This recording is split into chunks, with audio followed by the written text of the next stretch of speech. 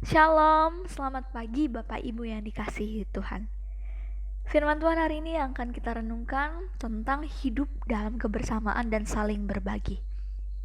Ini mendasari dari firman Tuhan terdapat di dalam Kisah Para Rasul 4 ayat yang ke-32 hingga ayatnya yang ke-37. Demikianlah firman Tuhan. Adapun kumpulan orang yang telah percaya itu, mereka sehati dan sejiwa. Tidak ada seorang pun yang berkata bahwa sesuatu dari kepunyaannya adalah miliknya sendiri, tetapi segala sesuatu adalah kepunyaan mereka bersama.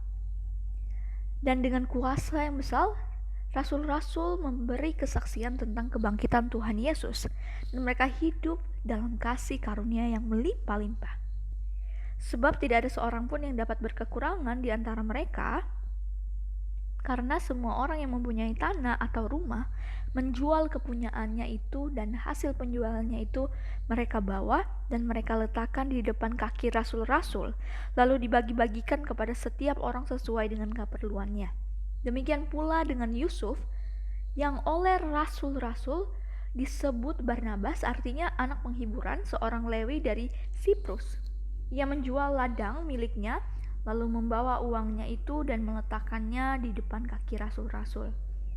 Demikianlah firman Tuhan. Berbahagialah setiap kita yang membacakan dan merenungkan, bahkan melakukannya dalam kehidupan kita hari lepas hari.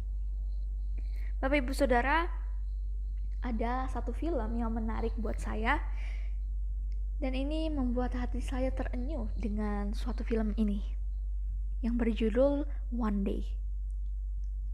Dari judulnya aja ini udah membuat saya menarik dan membuat saya mulai berpikir gitu dari arti kata one day ini.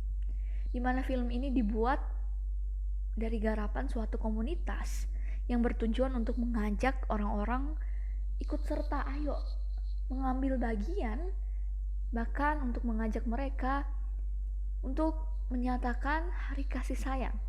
Hari kasih sayang yang kita kenal bukan hanya soal Valentine, tetapi hari kasih sayang di mana kita memberikan seluruh kebaikan kita kepada sesama kita.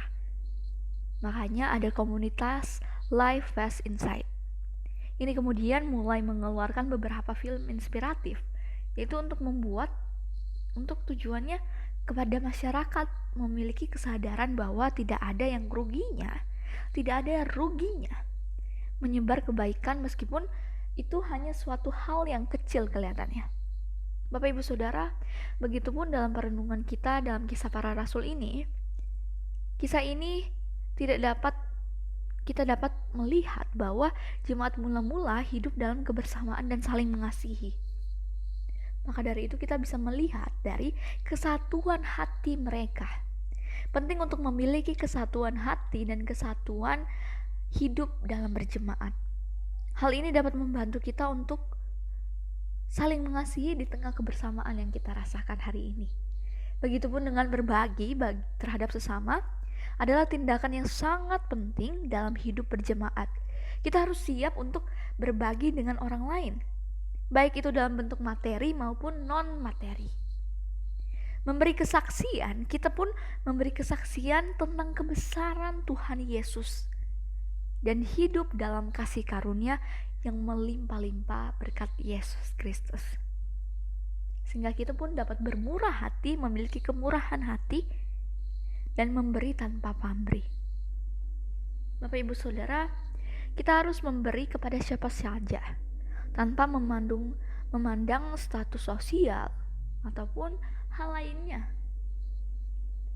Maka dari itu kita juga harus menyatakan bahwa kasih Kristus ada dalam diri kita, dalam komunitas kita berjemaat di GKT Banyuwangi. Kita gak hidup sendiri Bapak Ibu Saudara, tetapi kita hidup dalam kebersamaan dan saling berbagi satu dengan yang lain.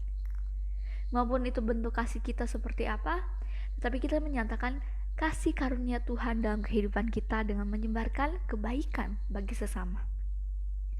Itu pun dapat membantu kita sebagai orang-orang percaya, umat Kristiani, hidup dalam kebersamaan, hidup rukun bersama sebagai jemaat Tuhan. Demikianlah firman Tuhan, mari kita berdoa.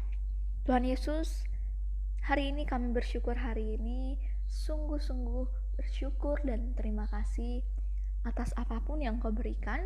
Kami mensyukurinya dan kami mau hidup sungguh-sungguh dalam kebersamaan kami berkomunitas sebagai komunitas Kristen yang membangun satu dengan yang lain dengan menyebarkan kasih Kristus dalam kehidupan kami hari lepas hari. Tak lupa Tuhan, kami bersyukur juga untuk Ibu Tong Chun Li dan Saudara Matthew yang berulang tahun. Tuhan, kami bersyukur sekali lagi di mana Engkau masih memberikan mereka kesempatan dan waktu untuk dapat merenungkan bagian dari firman Tuhan, untuk dapat menyatakan kebaikan dalam kehidupan mereka hari lepas hari. Dan kami percaya atas penyertaan dan kasih-Mu saja yang menaungi dan melingkupi orang-orang yang kami kasihi. Tuhan, kami bersyukur dan terima kasih untuk perenungan firman Tuhan.